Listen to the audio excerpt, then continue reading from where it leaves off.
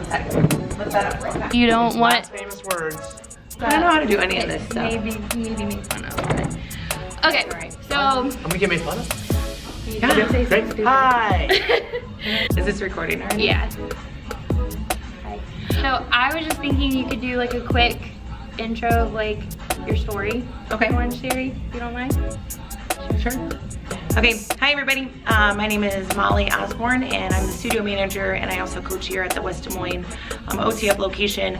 I've been with Orangetheory for almost 2 years, and I started as just a part-time sales associate. So I am clearly an adult, but I still had no idea what I really wanted to do. I was a caregiver for my sister before she passed away from ALS, and knew that I just didn't want to waste my time doing something that I didn't love. So I started out at Orangetheory, like I said, just part-time, and immediately fell in love with the brand, the workout, and the people that you meet here. After that, I knew I wanted to start coaching, again, because you have an immediate impact on people's lives, and it's just awesome to go on their fitness journey with them. So now I'm full-time Orangetheory worker, ambassador, everything. I love everything about Orangetheory, the workout, again, and the people that you meet, the connections are awesome. Plus I get to wear workout clothes every day, so it doesn't get any better than that. Definitely a plus. I wear leggings all day if I could. Did you do fitness like your whole life?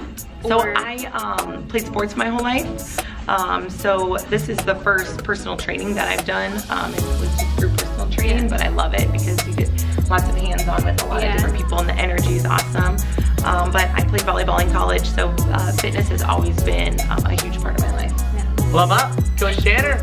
I actually went to school to be an electrician, so it's a little bit different from what I'm doing now. I got certified, I fell into the group, the fitness world. I was a personal trainer with Aspen Athletic for a couple of years, and then one of my former clients was friends with the owner that was going to be starting the first Orangetheory in Clive, and I was lucky enough to coach the first workout in Iowa, and being with Orangetheory for 3.5 years now.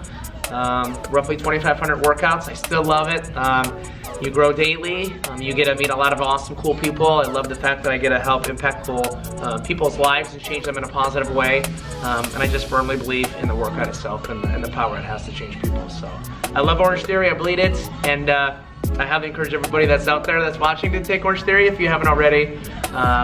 You can speak for it as well too. Oh yeah, absolutely. I do. I love it. And I told them in like my first update video, I was like, I don't know what kind of voodoo magic this place has, but like the juju, when I walked out, I was like addicted. I was like, yep, sign me up, I'm good to go. And that was at 5 a.m. My first workout with you, wasn't it? Yeah. I do remember I did say this too. I was like, I did walk in when you were trying to explain stuff to me, I was just like, what? A little lost. What? But it'll make sense. Yeah, after a couple classes, I started getting the terminology, but no. Big thing that people ask me is diet with Orangetheory. That seems to be everyone's like thumb. So we don't really touch on the diet, nutrition side of things. We really focus on the fitness side here, because that's where our niche is. So we really just focus on the workout. But one great thing about our location here is we are connected to the Hy-Vee Health Market, and they've got a registered dietitian there. So if she can help lay it all out for you. Honestly, the biggest thing that I would probably tell people about diet here is make sure you're eating enough, because with our type of workout, you need to make sure that you're supplying your body with enough energy to sustain it. So if you're looking for specific things for diet, then I would send you next door to our nutritionist. What's like the best thing to eat before a class? Well, I would say to that is, you know, depending on early morning or afternoon, everybody's body responds a little bit different. Some people need a little banana, a little protein shake or something in the morning. They're getting a little dizzy, a little lightheaded. Some people don't like anything in their stomach. So I think it might be an individual approach with maybe just something in your stomach, something light. Not that there's probably a best or better, but you know, cheese balls before a workout probably wouldn't be the best. Stick with Chick-fil-A is pretty good. Those egg white grills are really good, but the Chick-fil-A sauce is even better. So I would just say portion, quality of a fuel, and don't be afraid to have a little bit of a guilty pleasure cheat meal, because at the end of the day we burn for something. We work hard in here. Cheat meal, not cheat day or cheat week. But, you want to think too, you're fueling your body. So if we're a nice beautiful Cadillac. You want to put that high octane fuel complex in there carbs to keep that engine revving. My problem. Protein. I mean, I eat chicken sandwiches every day, so it's hard. You got made those chicken sandwiches. No, Good. you get tired of it after a while. You really do, especially the fries. Smelling the fries is disgusting. It's not disgusting. I love Chick-fil-A. I'm gonna edit that out. We gotta shut this off. I have a lot of people that ask me about, because I post my summary on Instagram every time I get one, and they're like, what does that mean? And I try to explain it to them, but I was thinking maybe from a coach's point of view, what the colors and the zones mean. Sure. Go for it, Tanner. So, since we're heart rate based interval training, we calculate percentage of your max heart rate through the colors of the zones. Really zones 1 and 2 being the gray and blue. We're just kind of coming into the workout. We're warming your body up, going through the walk, watching us demo the exercises. In that green zone, 71 to 83% that's of your max heart rate. That's going to be what we consider our fat burning zone. So if we spend a majority of our time in that color, ideally we're going to burn the most amount of calories within the hour. Now in the orange and or red zones combined, those top 2 zones, 84% or greater, our goal is 12 or more minutes in those 2 zones combined. By the end of the workout, scientifically, if we spend 12 or more minutes in those 2 zones, not only did we burn the most calories in our workout, but for up to 36 hours when we leave, our bodies are going to continue to burn those fat calories, hence the afterburn. So green is good. Green is good. Green is good. If you can't get 12 or more minutes, it is a color. We always coach on feelings because we don't want that to defeat you at the end of the day if you can't get 12 minutes in the orange and red zones combined. That's a feeling. It's a color. Solely based on. I have no problem getting in the orange and red. I stay in the orange and red the entire class. So maybe you can tell me, like, She's working too hard. I mean, I either am or I'm just like extremely out of shape, even being 3 months in. Don't think of it that way. I mean, a lot of things are going to affect your heart rate. So again, like Tanner kind of said earlier, what did you eat before? How tired are you? Are you stressed out? What's your week been like? That has an effect, right? I'm sure you're running on why I'm always in the red. Exactly. And then, you know, age, gender, all play into that. Some of that, yeah, the stronger you get, the better your heart health gets. We're gonna see that shift a little bit. Right. And I'm sure once you get a couple more months under your belt, you're gonna be able to see that little bit of change. But like we always go off, like Tanner said, how do you feel? The screen's a tool, your summary is a tool. As long as you show up and put in your best effort, that's all we're looking for. Yeah, and you can tell me if I'm wrong, but this month specifically, I've been trying to do that more. So I would come in and I would literally just like do what you ask and try to do it like the best I can, but I would be so like burnt out that I'm like, maybe I should tone it down a little bit and go off of like how I'm feeling. Smarter, not harder. Yep, absolutely. So maybe you're aggressive, she works really hard, and just pull back a little bit and yeah. Yeah, and that's what's so great. I mean, the workout. Yeah, exactly. I die every time. What she's never died yet. What your coaches ask of you or suggest, that's exactly what it is. It's a suggestion, and your body knows best. So always listen to your body. They're really there to give you that extra little push, especially at the end when you know, normally maybe your mind tells you to quit, to make sure that you're finishing your workout and still working hard through the very end. A lot of people I've seen, they ask about that awkward phase where you're not a full power walker, but you're not a full jogger yet.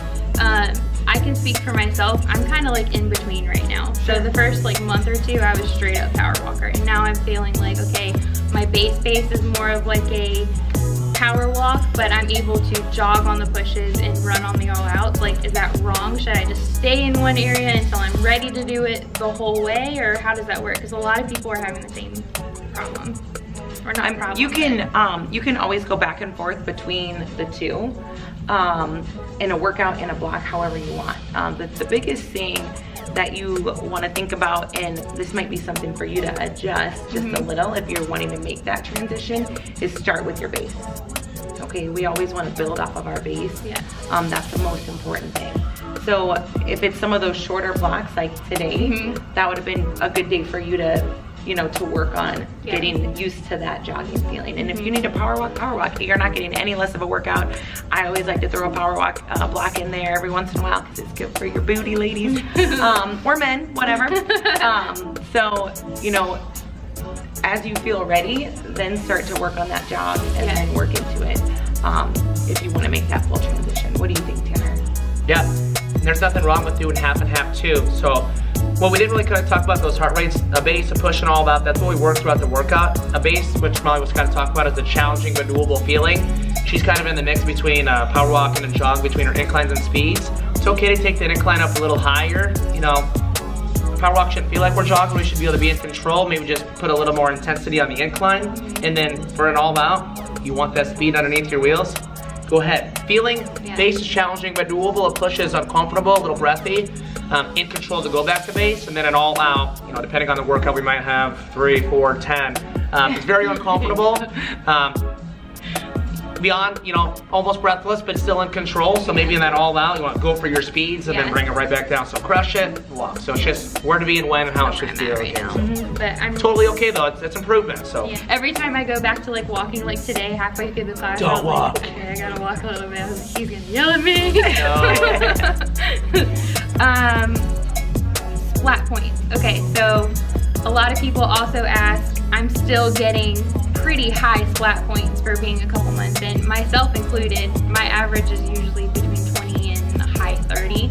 At what point do you think it's gonna start getting harder to get those splat points? It's obviously like the more in shape you are, the harder it is, right? Or am I wrong? Yeah, and some individuals might have a high resting heart rate and not even know it. Like Molly said, a lot of factors play into that. Over time, cool thing with Orangetheory, they're always at the forefront of technology and development.